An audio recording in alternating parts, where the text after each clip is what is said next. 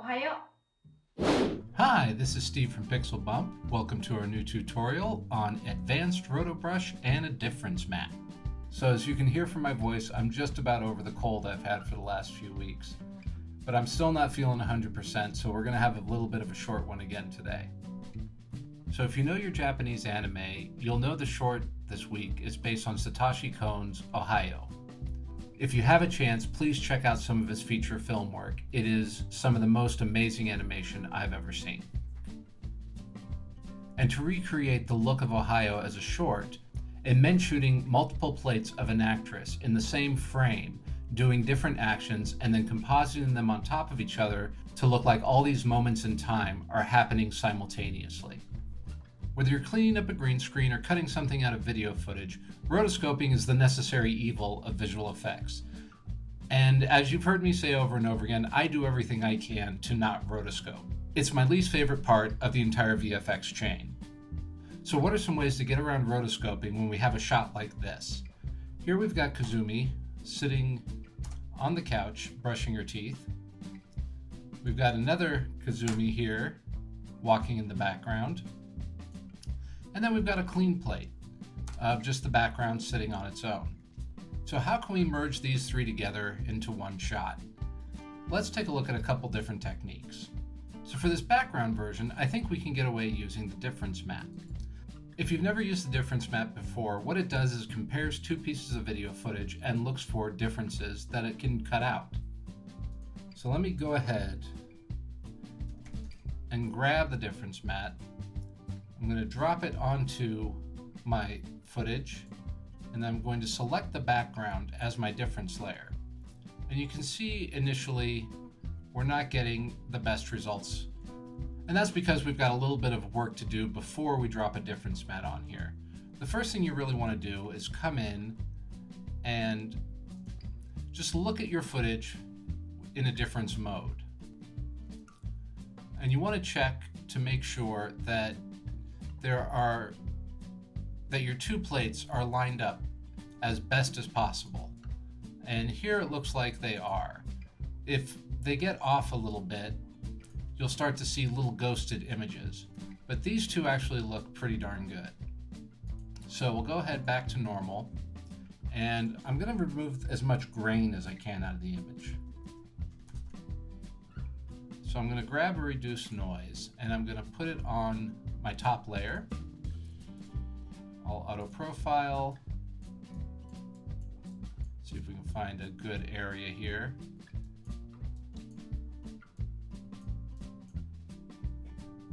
There we go. I'll auto fine tune and I'll hit apply. And you can see it's cleaned up a lot of that extraneous noise out of the image. If we look at it close up, you can see here with and without, and there's just a big difference. But I'm going to want to also add that to my bottom layer. And I'll auto profile.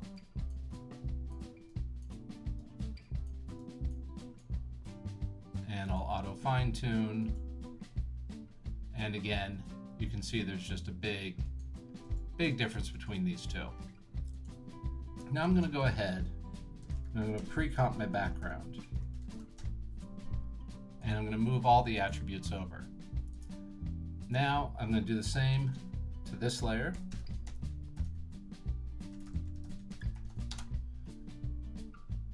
And I'm going to go back and grab my difference mat again.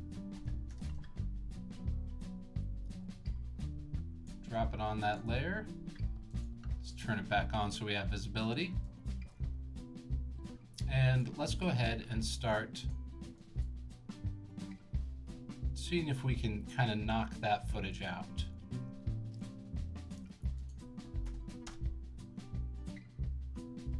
Try to find some values here that are going to get us a decent result.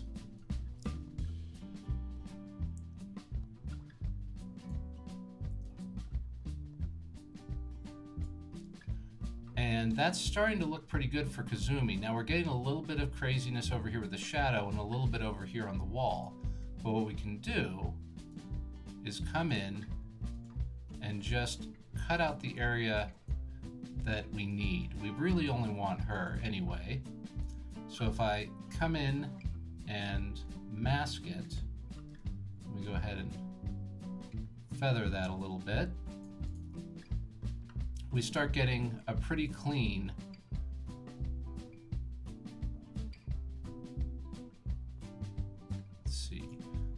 go ahead and take a look at the alpha of it, and you can see that doorway, we're getting a little fringe right around our mask. So what we can do is just kind of bring it in to hug the wall line a little bit better,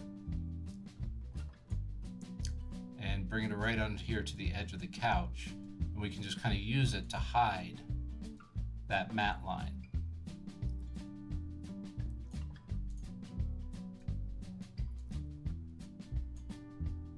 May need to animate this a little bit.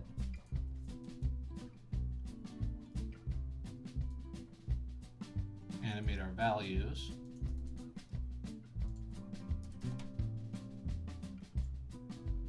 There we go. So if we animate here, then as she walks forward, we can bring up a little bit of that softness.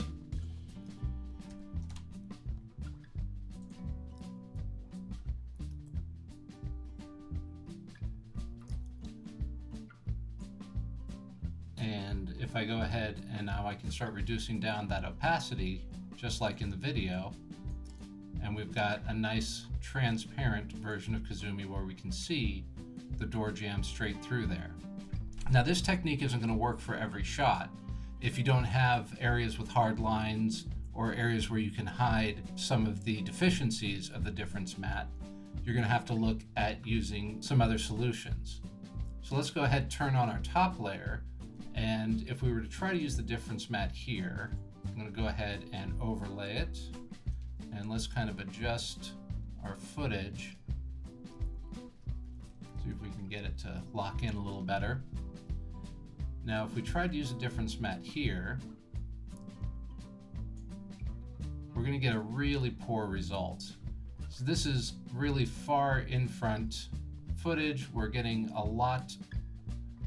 There's just a lot of detail that if we try to keep, we're just going to have a really bad result with the plugin. So obviously not a good solution.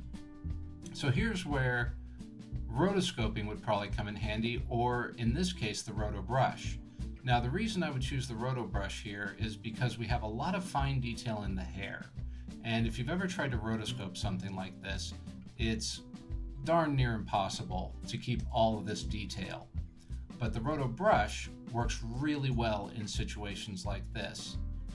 So let's go ahead, we'll double click on our footage to bring it into the layer mode. Let's go ahead and Rotobrush some frames.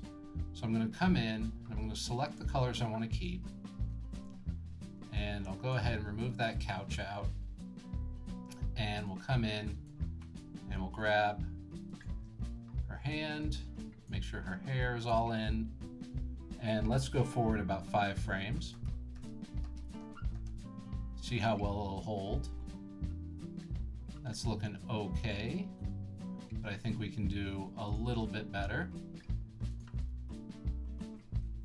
Just losing a little bit on the edge of those fingers. I'm going to shrink my brush down, just try to grab those right back in.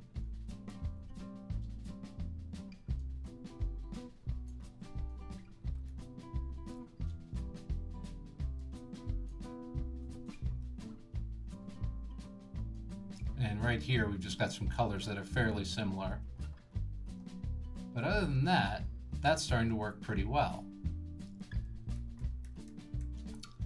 But if we go ahead and look at our footage in the composition mode, you can see it's really just not a good edge yet.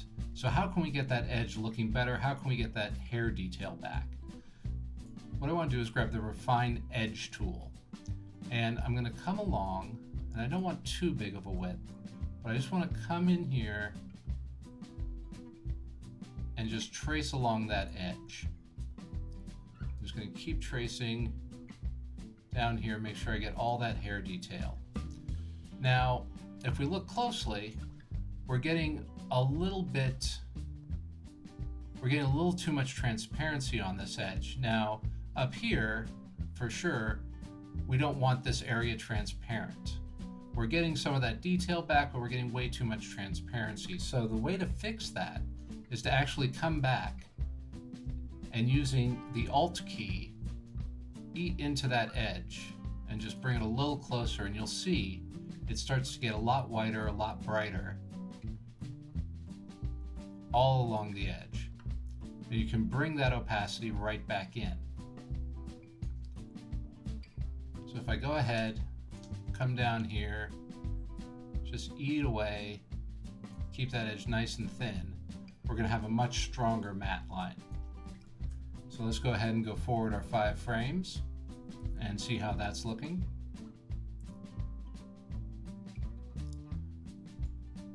And let's go ahead, come back to our composition. And you can see now, we've got a much cleaner edge and a lot of the detail that we just could never get out of rotoscoping with the pen tool.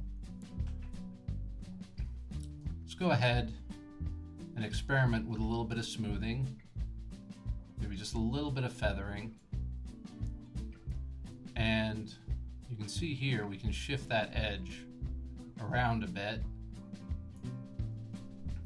pull it back in, and if we look here, in the alpha mode, we can kind of see how much of that we want to bring back. Now, since we're compositing directly back onto a clean plate of very similar footage, we can push that edge out a bit more than we would normally. But right now, we have an incredibly nice rotoscoped edge with fine detail in the hair that would be difficult to get any other way. So if I come back and I bring down her opacity to kind of give her that ghostly image, you can see we're just retaining so much beautiful detail. And now, since we've got a fully rotoscoped version, we can come in and start adding our other effects. I'm going to add a little blur and use my Rotobrush layer as the alpha matte, and just grab a fast blur, and I'll maybe try 10, just enough to fuzz it, but I don't want to go to where we lose the detail underneath, because the detail underneath is what makes this effect really fun. And then we can also do a little bit of a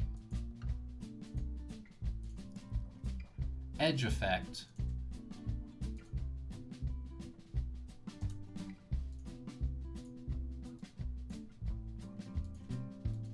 by duplicating our footage and then alpha inverting it on itself.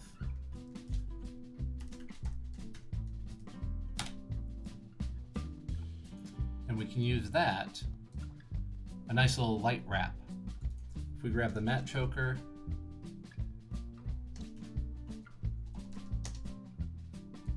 drop it on, we can bring that in. Let's see here. Fuzz it out. And I think I'm going to throw a little bit more blur right over the top of it. It tends to get a little heavy edged. There we go. And maybe a curves to just sharpen it up a little more. There we go. Now we're starting to really see that effect. And the way we get rid of the halo is just one more copy, and we just use an alpha matte again over the top. And we're getting a little bit too heavy in that hair, so I'm going to just take it down a little bit until I find an area I like. And I think what I'm going to do is come in here, maybe push up the blues a little bit, pull out some of those reds. There we go. Now we're starting to get a nice little blue halo around the footage. And we can take our ghosting layer down, I think, just a little bit more, just to get a little more of that background showing through.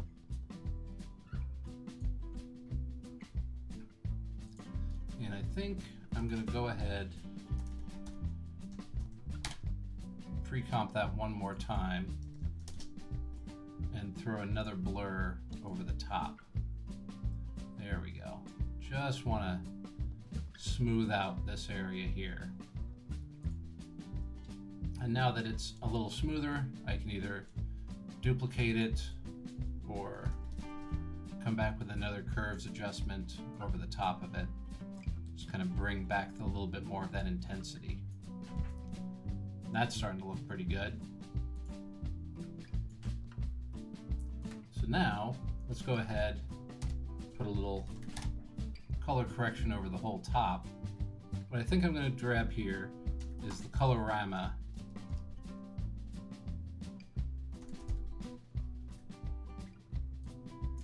I'm going to drop it in, and we're going to see what looks best here. Right now I don't think that rainbow cycle is what it is, but something more in the blue tones maybe. It'd be nice to cool this off a little bit and add a little more contrast. And something a little more interesting. Maybe not as an overlay for that. Maybe a screen will work a little better.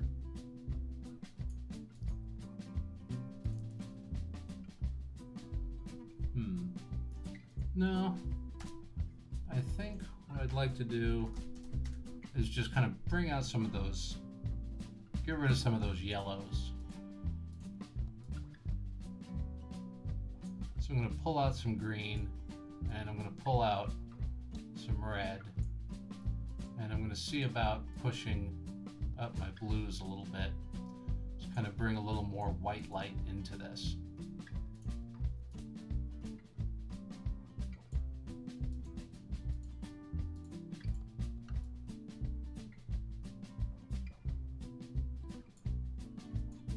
There we go.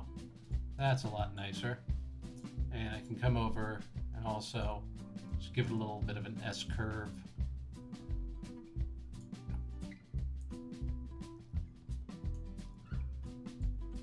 The image has a lot more difference in color information now, rather than being just a straight yellow image.